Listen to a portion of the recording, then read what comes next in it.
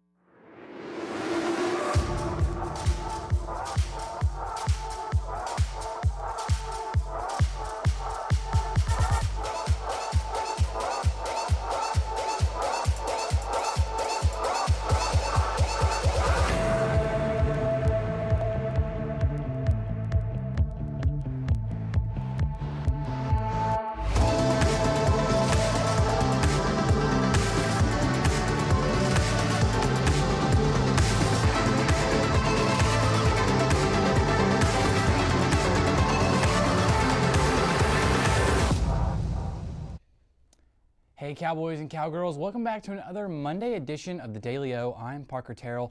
Let's just jump right into the news. We'll start off with a quick update on our COVID cases.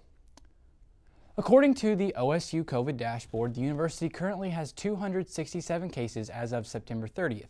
From September 24th to September 30th, OSU University Health Services performed 825 tests with a 7.52 positivity rate.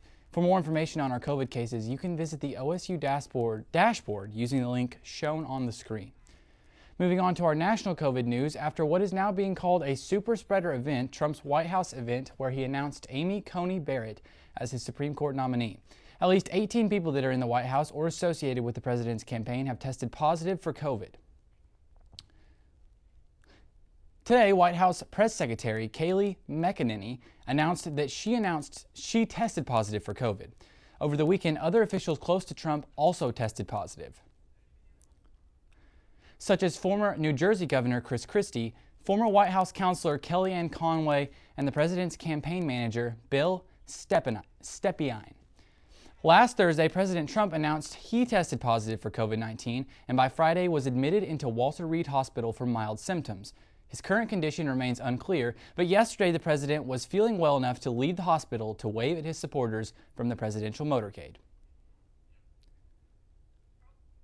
President Trump tweeted out today announcing that after a 3-day stay, he will be discharged from Walter Reed Hospital tonight at 6:30 p.m., saying he feels better than he did 20 years ago.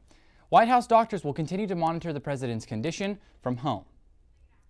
Speaking of presidents, the presidential election is coming up on November 3rd. The deadline to register to vote in Oklahoma is October 9th, and the deadline for Texas is today. If you haven't already, you can register to vote in person or by mail through your local election office. In Payne County, our election office is in the Payne County Admin Building located on West 6th Street. For out-of-state students, you can mail in your registration by looking up your county's election office. We're going to take a quick break, but when we come back, we'll learn some Spanish on Como se dice.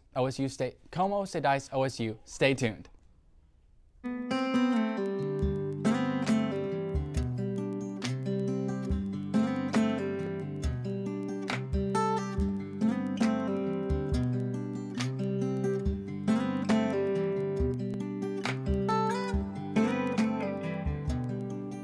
Hi everybody, my name is Emily Shuping. I'm your marketing coordinator for the Made in Oklahoma Coalition. I'm coming to you with an amazing opportunity. We are teaming up with the Ocali Media Group at Oklahoma State University. We want to tell your story on the following platforms: streaming, newspaper, and digital. This opportunity will not only allow your story to be told locally, but nationally as well.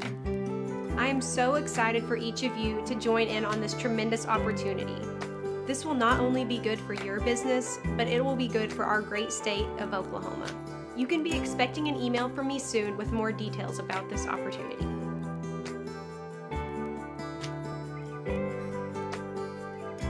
Local has a name, local has a face, local has a flavor. The Made in Oklahoma Coalition.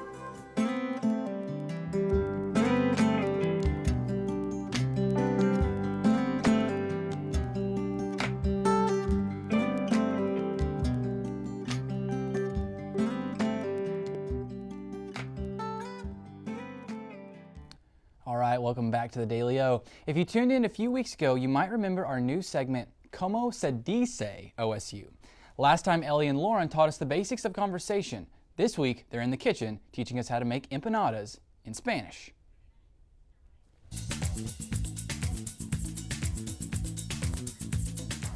Hola, soy Ellie. Y soy Lauren. Y bienvenidos a Como se dice OSU. Our show where we're teaching you how to speak Spanish. Today we're in La Cocina, the kitchen, and we'll be learning all about food and how to cook. And to go along with that theme, we're going to be making empanadas, a Hispanic dish. The first thing we're going to go over is la receta, the recipe. To make the dough, we'll need 2 cups of flour, harina, 2 sticks of butter, mantequilla, 4 ounces of cream cheese, queso de crema, and a 1/4 cup of azúcar, sugar. We'll be making empanadas de fruta, fruit empanadas, and so we chose to use strawberry preserves for our relleno, our filling. And to say strawberries, we say fresas. The first thing we're going to want to do is hacer la masa, Make the dough. In a bowl, vamos a mezclar la harina y la azúcar. We're going to mix the flour and sugar. Después, añadimos el queso de crema. Next, we'll add the cream cheese. Al final, añadimos la mantequilla. Finally, we'll add the butter.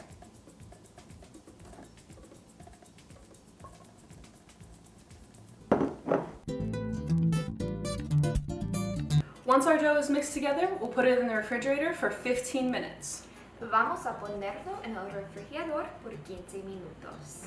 Now that our dough is chilled, we're ready to make it into empanadas. We'll form la masa into pelotitas, little balls. Then, we'll take our pelotitas de masa and flatten it out. You can use a rolling pin or the palm of your hand. And now we're ready to add our relleno de fresas, our strawberry filling. We're going to drop a spoonful of strawberry preserves onto each empanada, and then we'll fold the masa over the filling. Como así. Then we'll take a tenedor, a fork, and use it to seal the edges of the empanada. Now we're ready to cocinar, to cook them. We're going to bake our empanadas, hornear las empanadas, por 15 minutos in the oven, el horno, at 375.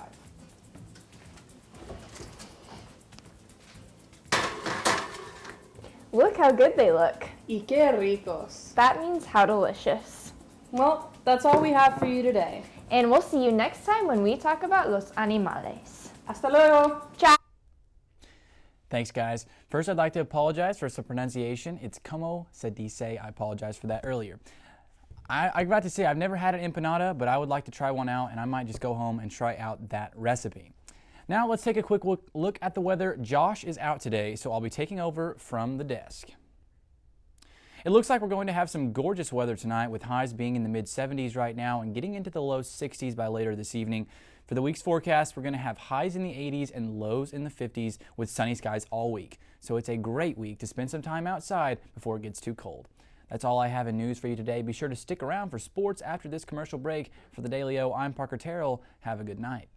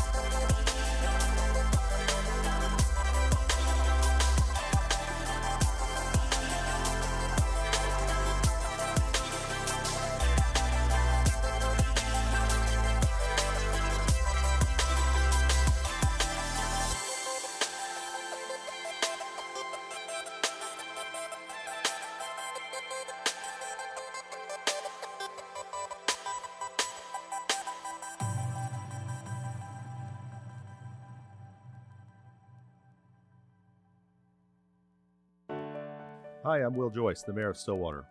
As Mayor, it's my responsibility to help develop plans for a variety of resident needs, including roads, emergency services, and utilities. Some of those services are paid for with federal money that the government distributes to states and communities based on Census Bureau data. This is your tax money coming back to our community, but if you or your household aren't counted, we lose nearly $1,200 per person to places like Texas, Kansas, and Arkansas. So help bring that money back to local communities by filling out the 2020 census. This year, it's easy to do. You'll receive a postcard in March 2020 with a unique code for your address. Using that code, simply go online, call, or request a paper copy of the census and fill it out. I want to make sure that you and your whole household are counted in the 2020 census. It's important not just to Stillwater, but to all of Payne County. Welcome back to the Daily O. I'm Adam Engel, and let's get right into sports. Oklahoma State is coming off a big win against Kansas over the weekend, jumping to number 10 in the rankings. Noah Blackwell has the recap of all the action from Lawrence, Kansas. 15th-ranked Cowboys continue conference play as they take on the Kansas Jayhawks in what was already anticipated to be a lopsided victory for OSU. They dominated from start to finish, winning 47-7. The offense looked unstoppable, netting 593 yards total, 298 through the air, and 295 rushing, and a dominant performance by the defense.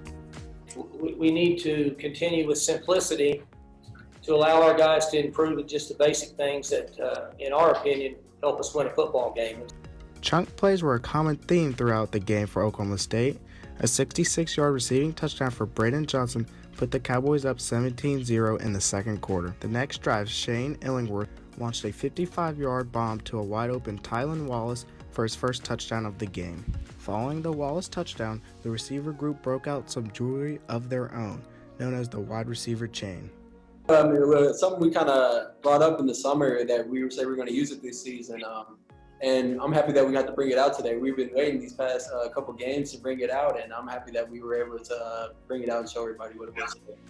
The Cowboys defense played equally impressive, looking like a force to be reckoned with against any opponent. The Cowboys only allowed a total of 193 yards and 12 first downs the entire game, shutting out everything Kansas tried to do offensively. This veteran squad continues to make their case as one of the best defenses in the country. The thing I think is different is we all got experience on the D-line. I mean, you got me and Cam and Trace. I mean, we're returning starters, and we got Brendan Evers coming back. Coming on the D-line. He's a strong fit for us, and we're just going out there playing hard and trusting each other. After battling some early season adversity, the Cowboys head into their bye week undefeated and first in Big 12 Conference. With 7 games to go, the season looks bright as the Cowboys aim to win their first conference championship since 2011. This is Noah Blackwell for the Thanks, Noah. With all the upsets around college football, OSU jumped from 17 to 10. It's the first time the Pokes are back in the top 10 since 2017. Some of those upsets came inside the Big 12, with Oklahoma losing to number 24 ranked Iowa State. OU is out of the top 25 for the first time since 2016.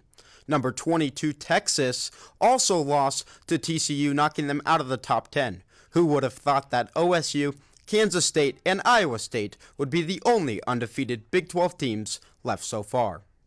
The Oklahoma State Cowgirl golf team are gearing up for October 10th when they compete at the Betsy Rawls Longhorn Invitational.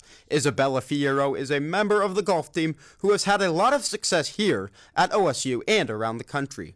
Taya Sappington caught up with Fierro before she hits the course in Texas. Isabella Fierro was born in Yucatan, Mexico, and started playing golf at the age of 4. Her love and talent for the game quickly developed, and it showed.